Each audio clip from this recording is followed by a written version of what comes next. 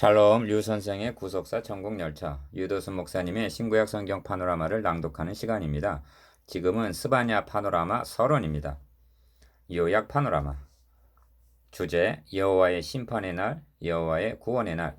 스바냐서는 3장에 불과한 짧은 예언서이면서도 여호와의 심판의 날과 1장 18절, 여호와의 구원의 날이라는 3장 14절 상반된 주제가 극렬하게 대조되어 있는 예언서입니다.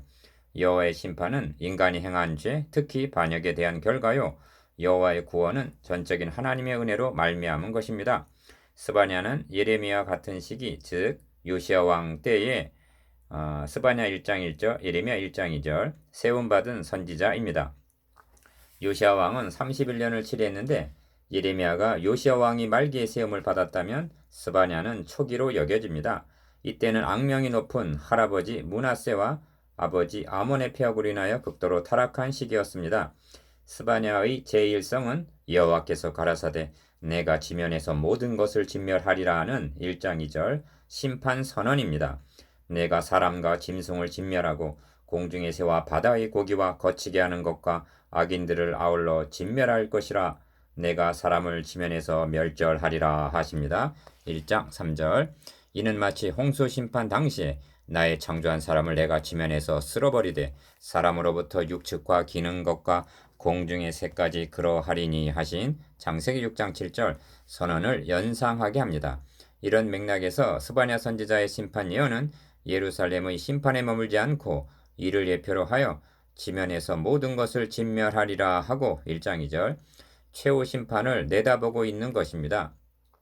이 날은 온 지구상에 거하는 모든 사람에게 임하리라 하신 누가복음 21장 35절 그 날인 것입니다.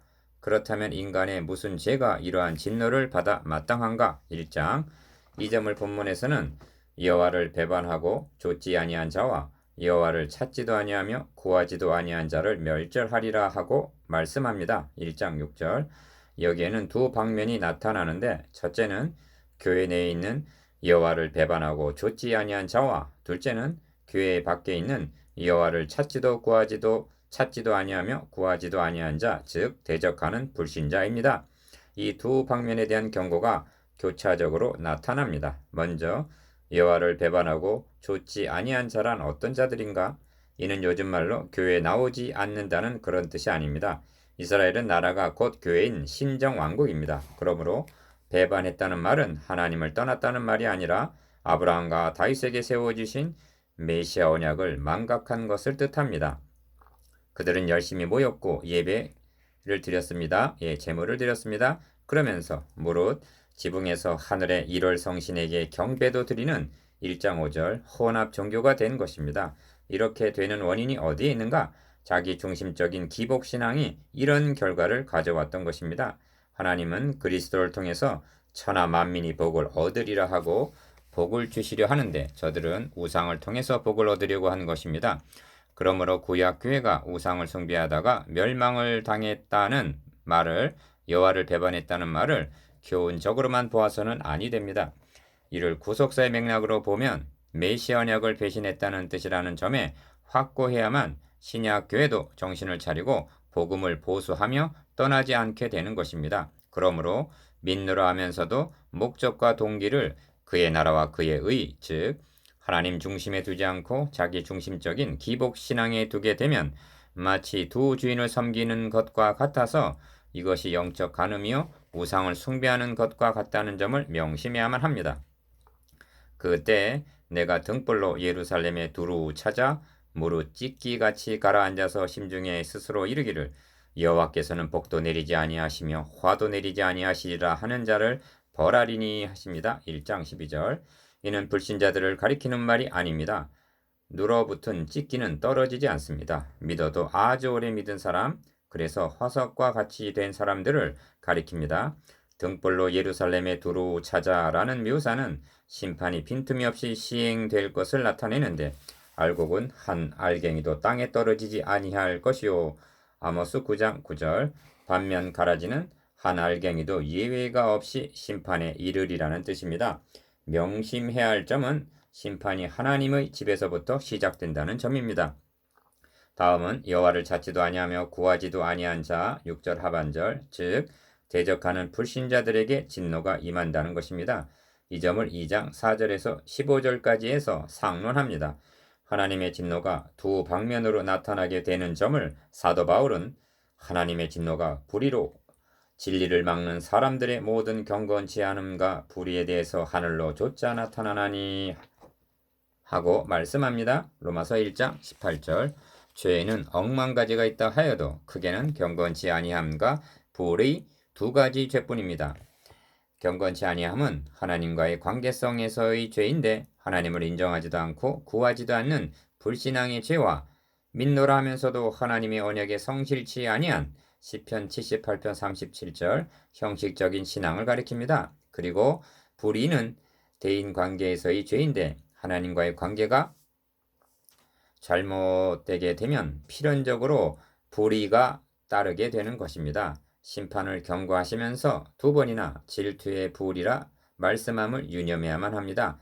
1장 18절, 3장 8절 질투가 무엇인가? 사전적인 의미는 강한 세함이라고 정의합니다. 하나님은 우리들을 사랑하시되 질투가 부릴 듯 하기까지 사랑하신다는 말씀입니다. 이 사랑은 자기 아들을 아끼지 아니하시고 대속물을 내어주시고 우리를 구원해 주시려는 사랑입니다. 그런데 이 메시아 언약 곧 복음을 배신하고 우상을 숭배하다니 그래서 진노의 날에 질투의 불에 삼키 우리니 하고 진노와 질투를 함께 말씀하시는 것입니다. 2장 수치를 모르는 백성아 모일지어다 명령이 시행되기 전 광음이 겨같이 날아 지나가기 전 여호와의 분노의 날이 너희에게 이르기 전에 그러할지어다 합니다. 2장 12절 이는 심판을 시행하기 전에 다시 한번 회개할 기회를 준다는 뜻입니다. 그래서 세상의 모든 겸손한 자들아 너희는 여호와를 찾으며 공의와 겸손을 구하라.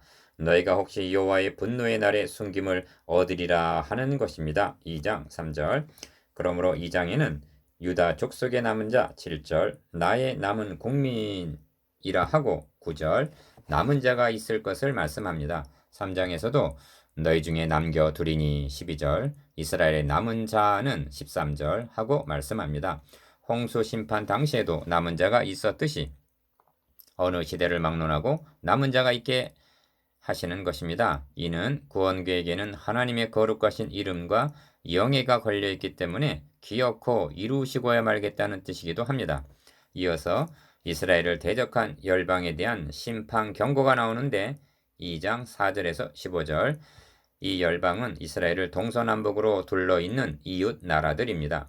그들이 이런 일을 당할 것은 교만하여 스스로 커서 만군의 여호와의 백성을 회방함이니라 합니다. 2장 10절 여호와의 백성을 회방한 것이 곧 하나님을 대적한 것이 되기 때문입니다. 열방에 대한 심판 예언은 1장의 심판 경고와 3장의 회복 예언의 중간에 끼어 있습니다. 이렇게 하시는 의도는 혼란 중에 있는 남은 자를 위로하고 격려하기 위해서입니다. 3장 회복을 말씀하시기에 앞서서 먼저 예루살렘이 이처럼 타락한 원인이 누구의 책임인가를 말씀하십니다.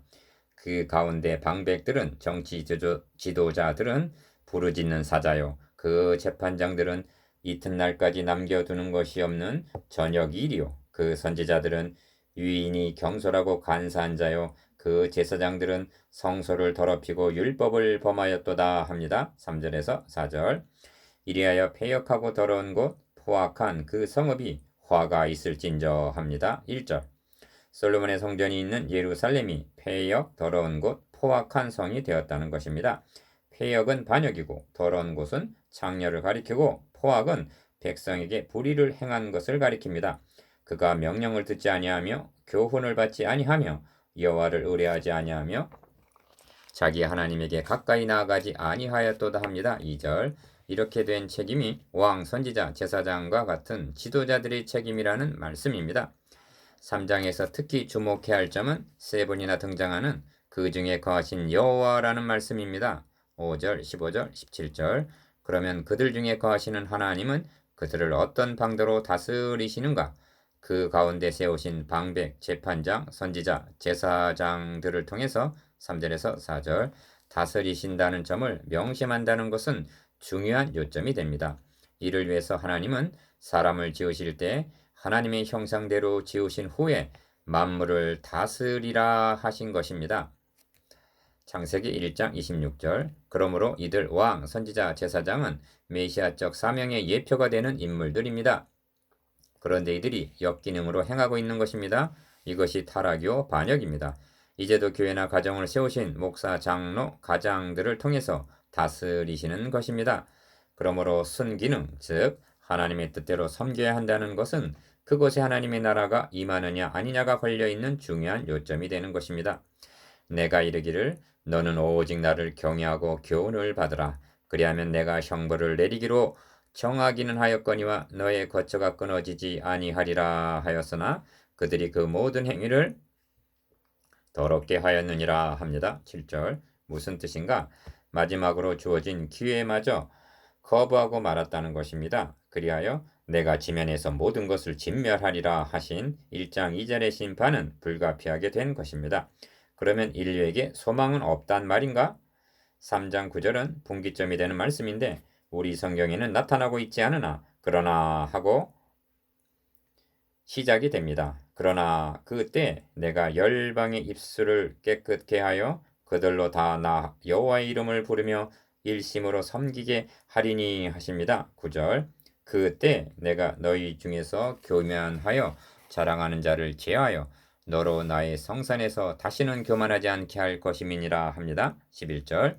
그리고 공고하고 가난한 백성을 너희 중에 남겨두리니 그들은 여호와의 이름을 의탁하여 보호를 받을지라 하고 12절. 남은 자가 있게 되리라 하십니다. 13절. 그리하여 시온에 따라 노래할지어다. 이스라엘아 기쁘게 부를지어다. 예루살렘 따라 전심으로 기뻐하며 즐거워할지어다 하는 것입니다. 14절. 왜 이렇게 기뻐하라 하시는가? 여호와가 너의 형벌을 제하였기 때문이라는 것입니다. 이것이 어떻게 가능해진단 말인가? 구속사의 맥락에서 보면 형벌을 제하심은 오직 예수 그리스도의 구속으로 말미암을 뿐이라는 점에 확고해야만 합니다. 만일 이를 부인한다면 그리스도의 죽음을 헛된 것으로 여기고 복음을 부인하는 것이 되고 말기 때문입니다. 우리의 형벌을 제하심이 그냥 되는 것이 아닙니다. 왜냐하면 하나님의 공의가 용납하시지 않기 때문입니다. 이는 그리스도께서 대신 정죄를 당하심으로만이 가능하여진다는 것이 성경의 증거입니다. 그러므로 이스라엘의 왕 여호와가 너희 중에 있으니 하심은 15절 중반절 임마누엘 하신 그리스도에 대한 예언이 명백한 것입니다. 임마누엘 하셔서 형벌은 제하시고 너의 원수를 쫓아내었으니 다시는 화를 당할까 두려워하지 아니할 것이라. 15절. 그래서 시온에 따라 노래할지어다. 전심으로 기뻐하며 즐거워할지어다 하는 것입니다. 그러므로 너의 손을 늘어뜨리지 말라 하십니다. 16절. 너희 하나님 여호와가 너의 가운데 계시니 그는 구원을 베푸실 전능자시라. 그가 너로 인하여 기쁨을 이기지 못하여 하시며 너를 잠잠히 사랑하시며 너로 인하여 즐거이 부르며 기뻐하시리라. 17절. 19절에서 20절까지에는 그때라는 말이 4번이나 나옵니다. 그때가 내가 너를 괴롭게 한 자를 다 벌하고 저는 자를 구원하며 저는 자를 구원하며 다 쫓겨난 자를 모으며 온 세상에서 수욕받는 자로 칭찬과 명성을 얻게 하리라 하십니다. 다시 강조합니다만 이는 그리스도의 구속으로 말미암아서만이 가능하여지는 복음의 기쁜 소식입니다. 진멸하리라 멸절하리라 하고 시작된 스바냐서는 구원하여 모으며 칭찬과 명성을 얻게 하리라는 말씀으로 마치고 있다는 것이 경이로운 일입니다. 진노와 진멸은 인간의 행위로 말미암은 죄의 값입니다. 그러나 형벌을 제하시고 구원하시고 명성을 얻게 하심은 하나님의 아들 그리스도의 대속을 통하여 이루어 주실 전적인 하나님의 은혜입니다. 우리는 그리스도가 나타나셔서 구원을 베푸신 이유를 살아가고 있습니다. 그렇다면 재림을 목전에 둔 현대교회 지도자들의 결의와 결단은 무엇이어야 하는가? 우리 하나님 여호와가 우리 가운데 계시니 그는 구원을 베푸신 전능자시라. 그가 너로 인하여 기쁨을 이기지 못하여 하시며 너를 잠잠히 사랑하시며 너로 인하여 즐거이 부르며 기뻐하시리라 하고 복음을 증거하여 성도들로 하여금 우리 주 예수 그리스도로 말미암아 기쁨을 이기지 못하며 찬양하며 감사하게 할 책임인 것입니다.